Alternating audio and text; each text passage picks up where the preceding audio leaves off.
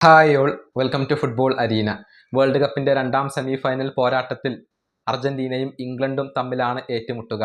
വരുന്ന ബുധനാഴ്ച അർദ്ധരാത്രി ഇന്ത്യൻ സമയം 12:30 ഈ മത്സരം നടക്കുക. ഒരു തീപ്പാറും പോരാട്ടമാണ് ആരാധകർ പ്രതീക്ഷിക്കുന്നത്. ഇന്നത്തെ മത്സരത്തിന് ശേഷം ഇംഗ്ലണ്ടിനെ കുറിച്ച് അർജന്റീൻ പരിശീലകനോടും താരങ്ങളോടും ചോദിച്ചിരുന്നു. ഒരു കടുത്ത മത്സരമായിരിക്കും എന്നാണ് ഒരേ സ്വരത്തിൽ ഇപ്പോൾ എല്ലാവരും പറഞ്ഞിട്ടുള്ളത്. സ്കലോണി അഥവാ അർജന്റീനയുടെ പരിശീലകൻ പറഞ്ഞത് ഇങ്ങനെയാണ്: മികച്ച ഫുട്ബോൾ കളിക്കുന്ന ഒരു മികച്ച പരിശീലകൻ ഉള്ള ടീമിനെയാണ് ഞങ്ങൾ നേരിടാൻ പോകുന്നത്. ഇനി ഞങ്ങൾ ഞങ്ങളുടെ ഫിറ്റ്നസ് വീണ്ടെടുക്കണം. ഇപ്പോഴത്തെ ഏറ്റവും പ്രധാനപ്പെട്ട കാര്യം അതാണ്. ഇതാണ് സ്കലോണി ഇപ്പോൾ വ്യക്തമാക്കിയിട്ടുള്ളത്.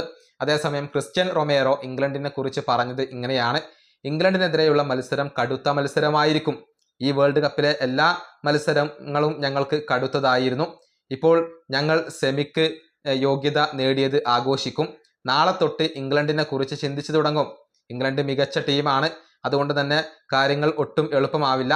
പക്ഷെ ആ മത്സരത്തിൽ ഞങ്ങൾ ഞങ്ങളുടെ ആത്മാവ് തന്നെ നൽകാൻ തയ്യാറായിട്ടുണ്ട്. ഇതാണ് ക്രിസ്ത്യൻ റൊമേറോ ഇപ്പോൾ പറഞ്ഞിട്ടുള്ളത്.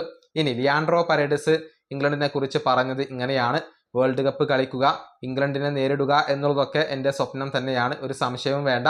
കടുത്ത മത്സരമായിരിക്കും അത്. പക്ഷെ ഈ മത്സരം എൻ്റെ സ്വപ്നങ്ങളിൽ ഒന്നാണ് ലിയാൻഡ്രോ പരേഡസ് ഇപ്പോൾ വ്യക്തമാക്കിയിട്ടുള്ളത്. ചുരുക്കത്തിൽ ഇംഗ്ലണ്ട് വലിയ ഒരു വെല്ലുവിളിയാണ്, കടുത്ത വെല്ലുവിളി തന്നെ തങ്ങൾ നേരിടേണ്ടി വരും എന്നുള്ളത് അർജന്റീൻ താരങ്ങൾ ഇപ്പോൾ വ്യക്തമാക്കി കഴിഞ്ഞു. കഴിഞ്ഞ 3 മത്സരങ്ങളിലും ഒരൽപ്പം ബുദ്ധിമുട്ട് അനുഭവിച്ചുകൊണ്ടാണ് അർജന്റീന വിജയിച്ചിട്ടുള്ളത്. പക്ഷെ മത്സരത്തിന്റെ അവസാനത്തിൽ മികച്ച പോരാട്ട വീരത്തോടു കൂടി അർജന്റീന കളിക്കുന്നു, ഗോളുകൾ നേടുന്നു, അങ്ങനെ വിജയിച്ച് കയറുന്നു എന്നുള്ളത് വളരെ പോസിറ്റീവായ ഒരു കാര്യമാണ്. പക്ഷെ മത്സരത്തിന്റെ തുടക്കം തൊട്ടേ അർജന്റീനക്ക് ആധിപത്യം പുലർത്താൻ സാധിക്കുന്നില്ല എന്നുള്ളത് ഒരൽപ്പം ആശങ്ക നൽകുന്ന കാര്യമാണ്. ഈ വീഡിയോ അവസാനിപ്പിക്കുന്നു. അടുത്തൊരു വീഡിയോയിൽ കാണാം.